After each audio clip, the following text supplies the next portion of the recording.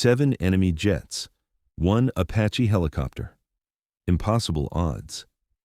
They called Lieutenant Daisy Mitchell Wildflower because she looked too delicate for combat. But when 7 MiG-29s surrounded her Apache in enemy airspace, they discovered why appearances can be deadly. What happened next made military history and left an entire enemy air force questioning everything they knew about aerial combat. Meet Lieutenant Daisy Mitchell. 25 years old, barely 5 feet 4 inches tall, with blonde hair that she kept in regulation braids and green eyes that sparkled with the kind of mischief that made drill sergeants nervous. She looked like she belonged in a college sorority, not in the cockpit of an AH-64 Apache attack helicopter. For 18 months, she had been stationed at Forward Operating Base Blackhawk, a remote military installation in a mountainous region where tensions ran high and airspace violations happened daily. The base served as a critical strategic position, monitoring enemy movements and providing air support for ground operations across a disputed territory that had seen conflict for decades. Daisy was the youngest pilot at the base, the only female pilot in her squadron, and according to most of her fellow aviators, the person least likely to survive actual combat. They called her Wildflower behind her back, a nickname that was supposed to reflect her delicate appearance and presumably fragile constitution. What they didn't know was that Daisy Mitchell had been flying since she was 12 years old, had logged more simulator hours than pilots twice her age, and possessed an intuitive understanding of aerial combat that bordered on supernatural. Her father, Colonel Robert Mitchell, had been a helicopter pilot in 3 different conflicts before retiring to become a civilian flight instructor. Every weekend of Daisy's childhood had been spent at small airfields, learning to read weather patterns, understand engine mechanics, and develop the kind of reflexes that separated good pilots from dead pilots. "Flying isn't about the machine, Daisy," her father would tell her during those long afternoons in cockpits of various aircraft. "It's about becoming the machine. When you stop thinking about what the helicopter can do and start feeling what it needs to do, that's when you become dangerous." But Daisy had learned more than just flying from her father. She had learned tactical thinking, situational awareness, and the kind of aggressive mindset that treated every flight as a potential combat mission. While other kids were playing video games, Daisy was studying aerial combat maneuvers, weapon systems, and the psychology of air-to-air warfare. Her military training had been exemplary. Top of her class in flight school, perfect scores on weapons qualifications, and instructor recommendations that used words like exceptional, natural, and destined for greatness. But none of that mattered to the veteran pilots who saw a young woman who looked like she should be teaching kindergarten, not flying attack helicopters. The morning of September 23rd started like every other morning at FA Blackhawk. Daisy was in the hangar at 0530, performing pre-flight inspections on her Apache, tail number 77 Alpha. The aircraft was her pride and joy, a fully loaded AH-64D longbow Apache equipped with Hellfire missiles, 30mm chain gun, and the most advanced targeting systems the military had ever deployed. She knew every bolt, wire, and component in that machine. She had personally overseen every maintenance procedure, supervised every weapons load, and spent countless hours fine-tuning the avionics to respond to her specific flying style. Apache 7-7 Alpha wasn't just her assigned aircraft, it was an extension of her own nervous system. The mission briefing at 0600 was routine: reconnaissance patrol along the eastern border, intelligence gathering on enemy troop movements, and close air support for any ground units that might need assistance. Expected flight time, 4 hours. Expected enemy contact, minimal. "Mitchell," called Major Thompson, the squadron commander, as pilots filed out of the briefing room, "I want you to stay close to home today. Don't go looking for trouble." "Yes, sir," Daisy replied, with the kind of respectful tone that managed to sound both compliant and completely non-committal. As she walked toward her Apache, Sergeant Williams, the chief mechanic, fell into step beside her. "You know, Lieutenant, the Major's just looking out for you. Some of these enemy pilots have been flying combat missions since before you were born." "I appreciate the concern, Sergeant," Daisy said, pulling on her flight helmet, but I've been preparing for this my whole life. Williams helped her through the final pre-flight checks, his experienced hands moving with the practiced efficiency of someone who had kept aircraft flying in combat zones for over 15 years. Just remember, ma'am, in aerial combat, there's no such thing as a fair fight.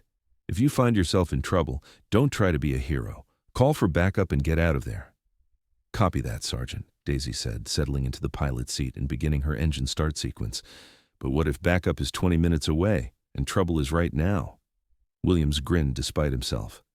Then I guess we find out if all that simulator time was worth anything. At 0645 hours, Apache 7-7 Alpha lifted off from FOB Blackhawk, its twin General Electric turboshaft engines producing the distinctive whop-whop sound that had become synonymous with American air power around the world. Daisy felt the familiar rush of adrenaline that came with every takeoff, the moment when tons of machinery and weapons became an extension of her own will. The patrol route took her along the disputed border, over terrain that changed from dense forest to rocky mountains to open valleys where enemy forces might be massing for operations against American positions. Through her targeting system, she could see everything: vehicle movements, personnel concentrations, communication equipment, and the heat signatures that indicated recent activity. For the first 2 hours, everything was routine. She logged several enemy supply convoys, photographed new construction that might indicate military installations, and provided overwatch for a friendly ground patrol that was investigating reports of enemy infiltration. At 0847 hours, her threat warning system began beeping. Apache 7-7, this is Blackhawk Control, crackled her radio. We're showing multiple airborne contacts approaching your position from the northeast. Count 7 fast movers closing at high speed. Daisy immediately changed course, descending toward a mountain valley that would provide some terrain masking while she assessed the threat.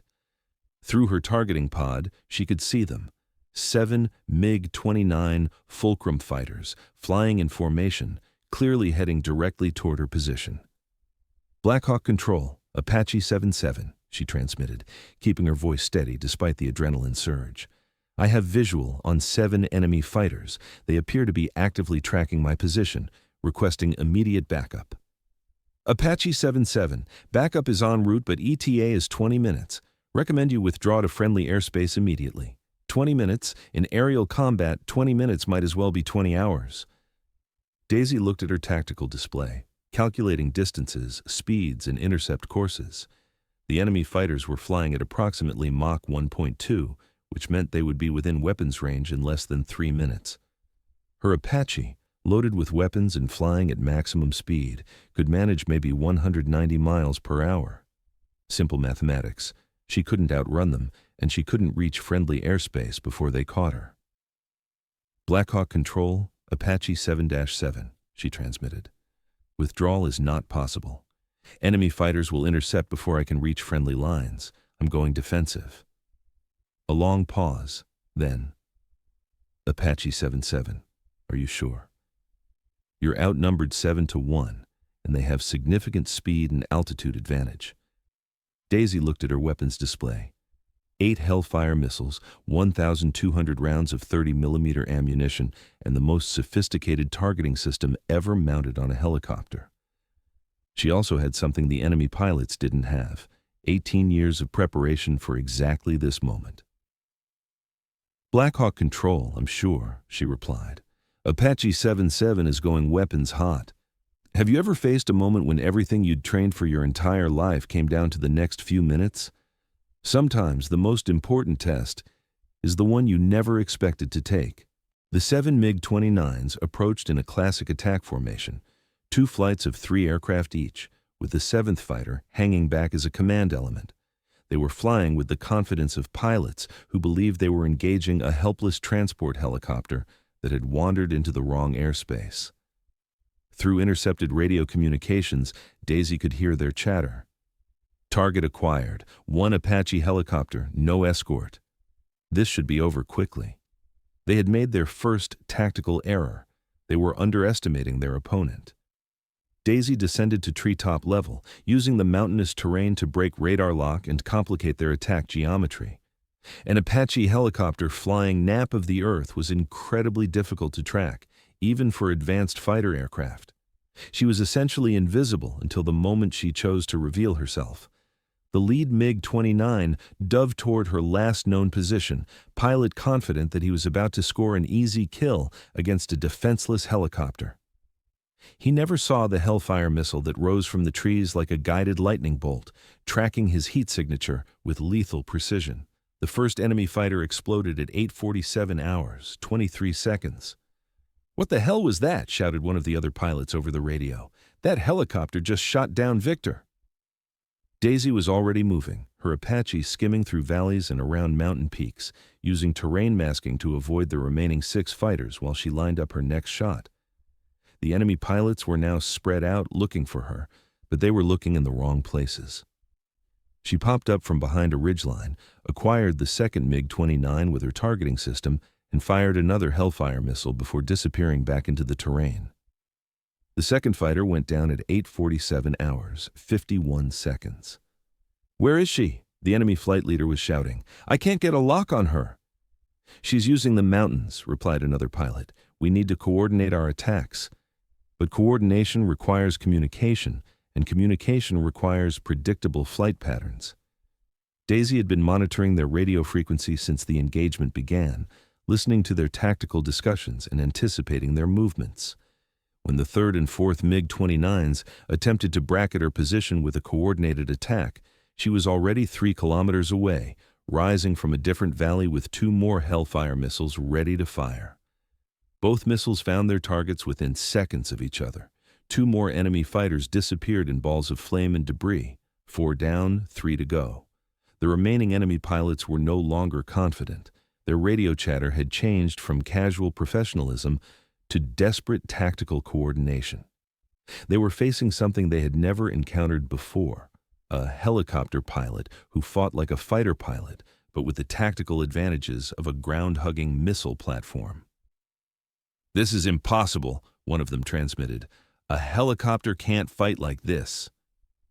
"It's not the helicopter," replied the flight leader grimly. "It's the pilot." The fifth MiG-29 tried a high-speed diving attack, hoping to use superior velocity to overwhelm Daisy's defenses. Instead, he flew directly into a trap she had been preparing for the past 2 minutes. As he dove toward her position, she fired her 30mm chain gun in a continuous burst that filled the air with explosive rounds.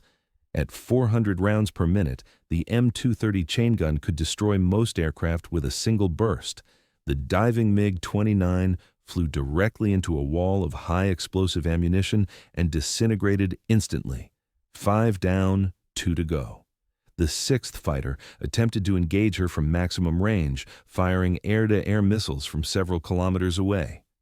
But missiles designed to target high-speed aircraft had trouble tracking a helicopter that could stop, hover, and change direction in ways that violated every assumption built into their guidance systems. Daisy simply dropped behind a mountain peak, let the enemy missiles harmlessly impact the terrain, then emerged from a completely different location with her final 2 Hellfire missiles. The 6th MiG-29 exploded at 849 hours, 12 seconds. The 7th and final enemy pilot found himself alone, his entire squadron eliminated, facing a helicopter pilot who had just accomplished something that military historians would study for decades to come. "Unknown Apache pilot," he transmitted on the emergency frequency, his voice shaking with disbelief. "This is Colonel Novak, 47th Fighter Regiment. I surrender." Daisy looked at her weapons display. She still had 1 Hellfire missile and over 800 rounds of 30mm ammunition. More importantly, she had the tactical advantage, and the enemy pilot was clearly demoralized. But surrender was surrender. "Colonel Novak," she replied calmly, "this is Lieutenant Daisy Mitchell, United States Army. You will proceed immediately to FA Blackhawk and land according to my instructions. Any deviation from the prescribed flight path will be considered hostile action." "Understood, Lieutenant Mitchell. I will comply." As the final MiG-29 followed her Apache back toward friendly airspace, Daisy keyed her radio to report to base control. "Blackhawk control, Apache 7-7. Go ahead, 7-7. 7 enemy fighters engaged, 6 enemy aircraft destroyed, 1 enemy pilot captured. Apache 7-7 is returning to base with prisoner in custody. No damage to friendly aircraft, no friendly casualties. A long silence followed, broken only by the sound of rotors and jet engines crossing the morning sky. Apache 7-7, say again, did you say 6 enemy aircraft destroyed? That's affirmative, Black Hawk Control. 6 confirmed kills, 1 surrender. Engaging 7 MiG-29 simultaneously. Total engagement time, 12 minutes, 41 seconds. Another long pause. Outstanding work, Apache 7-7, outstanding work. When Daisy landed at FOB Black Hawk 47 minutes later, followed by a surrendering MiG-29 pilot who would provide valuable intelligence for months to come, the entire base was waiting for her. Major Thompson was the first to reach her aircraft as she shut down the engines. "Mitchell," he said, his voice filled with something between amazement and disbelief. "I've been flying combat missions for 22 years, and I've never seen anything like what you just did." "Thank you, sir," Daisy replied, removing her helmet and shaking out her blonde braids. "I was just doing my job." "Your job?" Thompson laughed. "Lieutenant, your job description doesn't include single-handedly destroying entire enemy fighter squadrons. What you did today, that's going to change how we think about helicopter warfare." Sergeant Williams was waiting by the Apache, running his hands over the aircraft looking for battle damage. "Lieutenant, how the hell did you do that? 7 fighters and you don't have so much as a scratch on this bird?" "Terrain masking, superior weapon systems, and 20 years of preparation," Daisy said simply. "Also, they underestimated me because I look like I should be arranging flowers instead of firing missiles." "Well," Williams grinned, "I guess we know now why your call sign is Wildflower." Some flowers have thorns. The after-action report filed by Major Thompson would eventually reach the Pentagon, where it would be classified at the highest levels and studied by military strategists around the world. The engagement would be credited as the first time in modern warfare that a single helicopter had successfully engaged and defeated multiple fighter aircraft in air-to-air combat. But the official reports couldn't capture what had really happened in those 12 minutes and 41 seconds over the disputed territory. They couldn't describe the split-second timing, the perfect tactical awareness, or the absolute ice-cold professionalism that had allowed Daisy Mitchell to turn what should have been certain death into complete victory. Within hours of her return to base, encrypted communications were flying between military commands around the globe. The implications of what Daisy had accomplished extended far beyond a single extraordinary engagement. She had fundamentally challenged decades of military doctrine about helicopter capabilities and limitations. General Amanda Stevens, commanding officer of the 7th Air Wing, arrived at FOB Black Hawk 36 hours after the engagement. Her visit was unannounced, classified, and focused entirely on understanding how one pilot had achieved something that military theorists had considered impossible. "Captain Mitchell," General Stevens said during their private debriefing, "I've reviewed every detail of your engagement. What you accomplished violates everything we thought we knew about rotary wing aircraft in air-to-air combat." "Ma'am, I respectfully disagree," Daisy replied. "What I accomplished proved that our understanding of helicopter capabilities has been artificially limited by assumptions rather than actual testing." Stevens studied the young pilot carefully. "Explain." "We've always assumed that helicopters can't engage fighter aircraft because fighters are faster and more maneuverable. But that assumption ignores terrain masking, weapons technology, and tactical surprise. A helicopter that uses ground cover effectively becomes invisible to fighter radar until the moment it chooses to attack. And once you attack? Once you attack, you disappear again before the enemy can respond. Fighters are designed to engage targets in open airspace at high speeds. They're not optimized for hunting something that can hover behind a mountain, pop up long enough to fire a missile, then vanish back into terrain cover." General Stevens nodded slowly. "You turned their advantages into disadvantages." "Yes, ma'am. Their speed meant they couldn't slow down to properly search terrain features. Their altitude advantage meant they couldn't track low-flying targets effectively. Their numbers meant they had to coordinate, which required predictable communication patterns that I could monitor and exploit. The conversation continued for 2 hours, with Daisy providing detailed tactical analysis of every decision she had made during the engagement. Her explanations revealed a level of strategic thinking that impressed even seasoned military commanders. But the most significant revelation came when General Stevens asked about her psychological state during the combat. "Were you afraid, Captain?" Daisy considered the question carefully. "No, ma'am. I was focused. Fear would have slowed down my decision-making process, and in aerial combat, hesitation equals death. I had trained for this scenario my entire life. When it finally happened, it felt like the most natural thing in the world."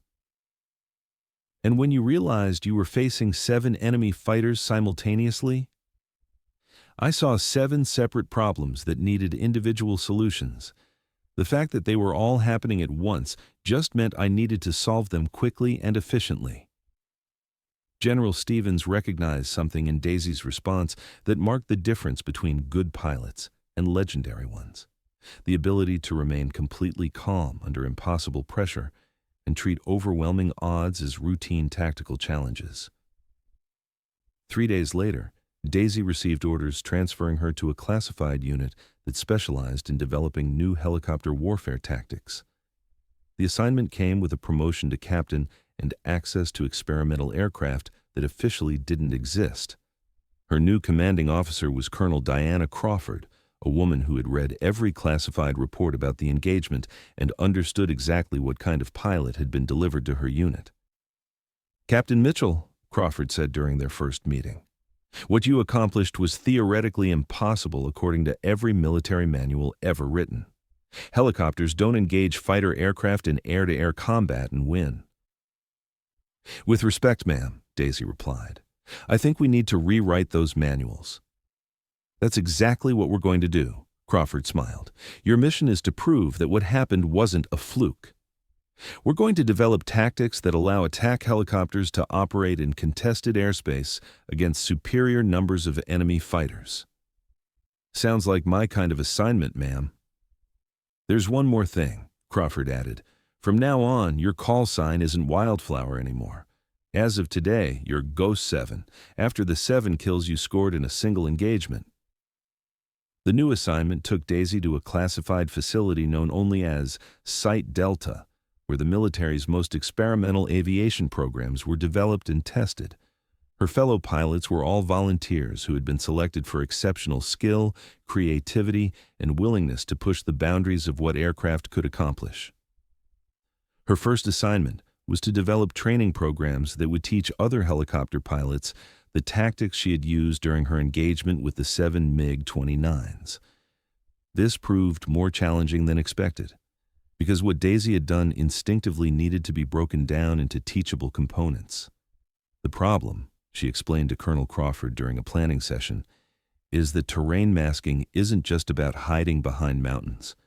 It's about reading the landscape like a 3-dimensional chessboard, anticipating where enemies will look for you, and positioning yourself where they don't expect you to be."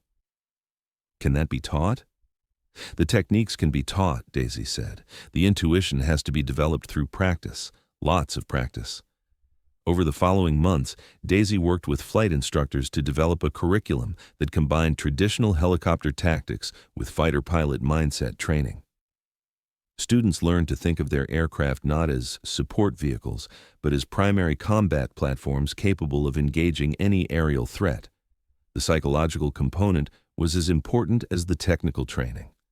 Most helicopter pilots had been conditioned to avoid fighter aircraft, to call for backup when threatened, to prioritize survival over engagement.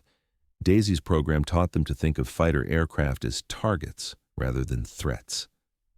"When you see 7 enemy fighters approaching," she would tell her students, "you shouldn't be thinking about how to escape. You should be thinking about how to position yourself for 7 clean shots." The training was intensive, dangerous, and unlike anything the military had ever attempted. Students learned to fly nap-of-the-earth routes at high speed, to use terrain features as tactical advantages, and to employ weapon systems in ways that manufacturers had never intended. More importantly, They learned to think like Daisy Mitchell, to see overwhelming odds as tactical opportunities, to treat impossible situations as routine problems, and to understand that the most dangerous pilot in any engagement is the one who refuses to accept that some fights can't be won. 6 months after beginning the program, Daisy was leading a squadron of specially trained Apache pilots who could engage fighter aircraft with confidence and effectiveness that revolutionized helicopter warfare.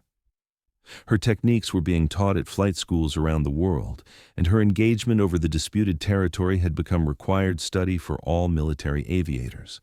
But the most significant validation of her approach came during a classified exercise where her squadron of 4 Apache helicopters was tasked with defending a ground position against 12 enemy fighter aircraft in a simulated attack. Using the tactics Daisy had developed, her pilots eliminated all 12 attacking fighters without losing a single helicopter. The exercise results were so decisive that they were initially classified as unrealistic until independent observers confirmed that the techniques worked exactly as demonstrated. The enemy pilot she had captured, Colonel Novak, had provided valuable intelligence about enemy capabilities and tactics during his extensive debriefing. His insights into enemy thinking and operational procedures had helped refine the training program and identify additional tactical opportunities. During his final interview before repatriation, Novak had made one comment that perfectly captured what had happened that day. "I thought I was engaging a helicopter pilot," he said, "but I was actually fighting someone who thought like a fighter pilot, flew like a helicopter pilot, and fought like neither. She was something completely new." That assessment had become the unofficial motto of Site Delta's helicopter warfare program. Something completely new. The success of her program had attracted attention from international allies who wanted to understand and replicate her methods. Daisy found herself training pilots from 12 different countries, sharing techniques that had transformed helicopter warfare doctrine across multiple military forces. Her influence extended beyond tactical innovation. Young female pilots around the world now had a role model who proved that physical appearance had no correlation with combat effectiveness. Military recruitment campaigns began featuring stories of pilots who succeeded through skill and determination rather than conforming to traditional expectations. The ripple effects of her achievement continued expanding. Defense contractors redesigned helicopter weapon systems based on her tactical requirements. Flight schools modified their curricula to include terrain masking techniques. Military strategists rewrote engagement protocols to account for helicopter air-to-air capabilities that had previously been considered impossible. Have you ever had a moment that completely changed how people saw you? Sometimes it takes doing the impossible to prove that impossible is just another word for hasn't been done yet. A year after the engagement, Captain Daisy Mitchell received her second promotion and assignment to lead the military's first experimental helicopter air superiority squadron. Her unit's mission was to provide air-to-air combat capability in situations where traditional fighter aircraft couldn't operate effectively. The 7 MiG-29s that had surrounded Apache 7-7 Alpha on that September morning had been expecting to encounter a routine American patrol, eliminate a single helicopter, and return to base with an easy victory. Instead, they had encountered Daisy Mitchell, a pilot who had been preparing for aerial combat since she was 12 years old, who understood that the best defense was a perfect offense, and who proved that in skilled hands, any aircraft could be a weapon. But more than changing military tactics or rewriting training manuals, Daisy had changed something more fundamental. She had shattered assumptions about what was possible when training, determination, and opportunity came together at exactly the right moment. The young woman who had been called Wildflower because she looked too delicate for combat had become Ghost 7 because she had made 7 enemy fighters disappear in less than 13 minutes. And in a mountainous region where tensions still ran high and airspace violations still happened daily, enemy pilots now told stories about the American helicopter that fought like nothing they had ever encountered, flown by a pilot whose name had become synonymous with the impossible. If you've ever been underestimated because of how you look instead of what you can do, remember Daisy Mitchell. Sometimes the most dangerous person in the sky is the one everyone thinks belongs on the ground. Sometimes the wildflower has the sharpest thorns.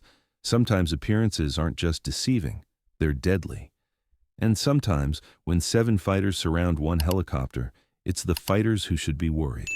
The impossible became inevitable the moment Daisy Mitchell decided that being outnumbered was just another tactical challenge, that being underestimated was a strategic advantage, and that looking like you belong in a flower shop while flying an Apache helicopter was the perfect combination for making military history.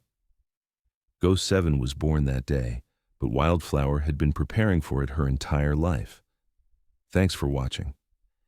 If you like this video, you can subscribe to see more incredible stories like this one.